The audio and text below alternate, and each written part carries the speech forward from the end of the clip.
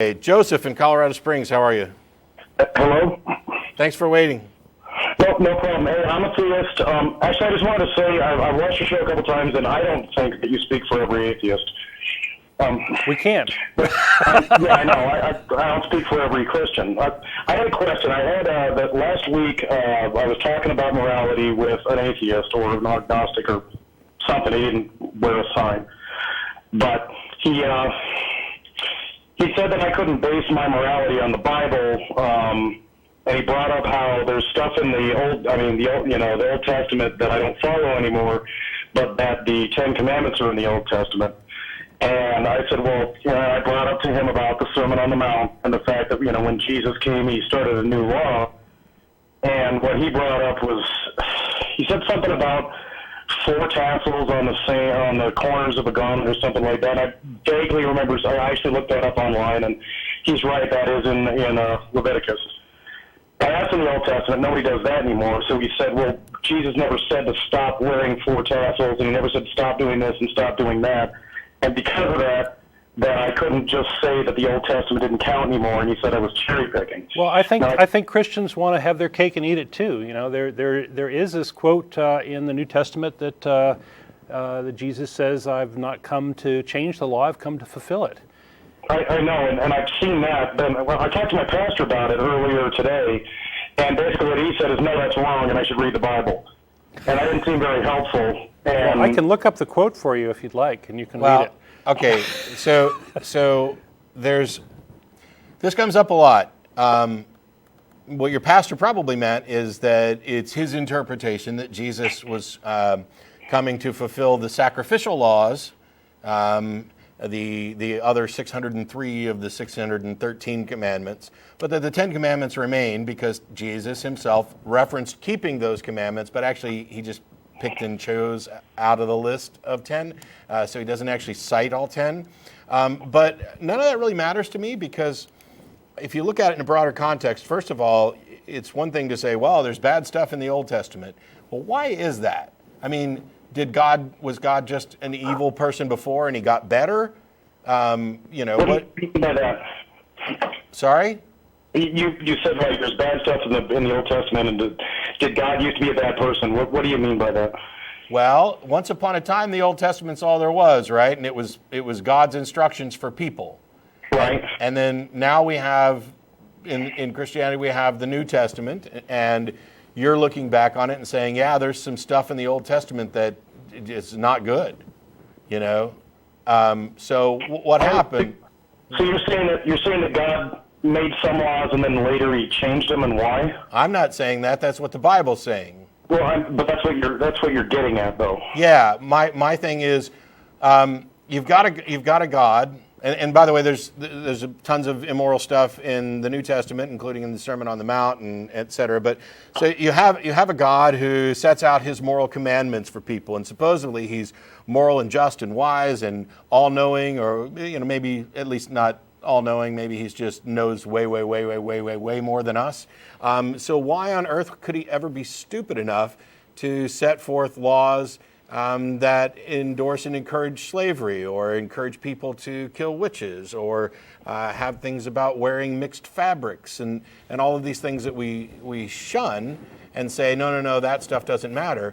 Why if God was perfect, why was there ever any need for a 2.0, and why is the 2.0 not really better than the 1.0? And why does it need religious leaders to spin it? Yeah. That kind of makes sense. And you said something about there being slavery in the New Testament. Yeah. Or did you actually say in the Sermon on the Mount? Sorry, what? Did you say there was mention of slavery in the Sermon on the Mount? No, I don't believe so. But in the New Testament? Yes. I need to read some more.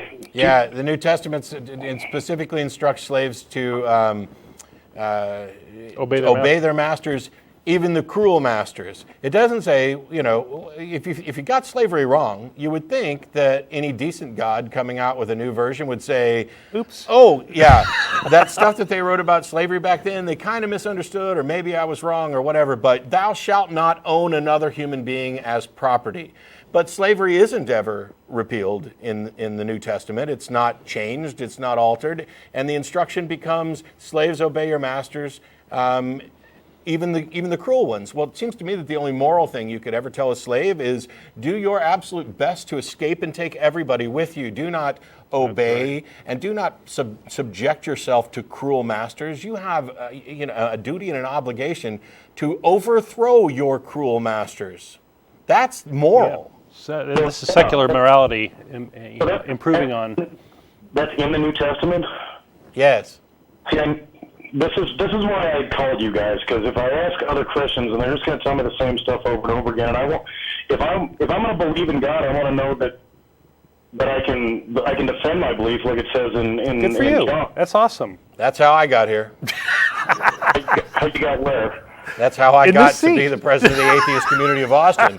I was studying with the intent of being a minister. I wanted to be able to defend my beliefs. I wanted to be able to demonstrate what seemed obvious and true to me, and that was that a God existed, and that the Christian God in particular was the correct one, and that my beliefs about Christianity were not just true, they were rationally justifiable, and they were moral. And I found out that I was wrong on all counts. So hats off to you for going through that process. I think that's very admirable. Well, I mean, you can't be right. You never get to being right just by listening to the people that agree with you. That's Awesome. Unless they're right. Well, you don't know if they're right until... There you go. Yeah. Yeah, you got to be right for the right reasons. If you want to be rationally justified, you need to know that they're right. Is there somewhere that I can look up any, you guys... Yeah, sure. information? Yeah, I'd start at wiki.ironchariots.org, and there you can actually read my verse-by-verse deconstruction of the Sermon on the Mount, but also Skeptic's Annotated Bible, which I think is coming out with like a print version and stuff very soon. SkepticAnnotedBible.com. You can actually click a thing like, what does the Bible say about, and then there's a whole bunch of stuff, and you could click slavery, and you could take you right to the verses in the Old and New Testament about it. Wow. Okay, so that's wiki at Iron Chariots? It's www.ironchariots.org, but you could just do wiki.ironchariots.org. It's a counter-apologetics wiki that Russell and I started years ago. Okay. I'm not saying I'm going to change my mind just because I read some stuff you guys wrote on the internet, but Yeah. But thank you for you. I'll tell you this: you definitely put together a better argument than my pastor did, and that doesn't mean that you're right and he's wrong, but at least you're willing to talk about it. Awesome. Yeah. I'm definitely changing churches. Yeah, we invite questions. Read the Bible some more. That's kind of frustrating. Yeah, it's I actually encourage that. If you're not happy with the response that you're getting in the church that you're in, by all means, look for other churches and go around until you get an answer that you find satisfactory from one of them. And then I'll just read the Bible. I mean, people can be wrong or whatever, but the Bible isn't changing anytime soon. So, but I really appreciate your time. And I appreciate your time and taking it through. I know it's not your job to be a Bible scholar when my pastor isn't, but I appreciate you at least kind of talking me through my questions. Sure. Well, we welcome those sorts of questions. Thanks, Joseph. Thank you, Joseph, and good luck to you. Yeah, have a good rest of your show. I'll be watching. All right, Thanks. take care. Yeah.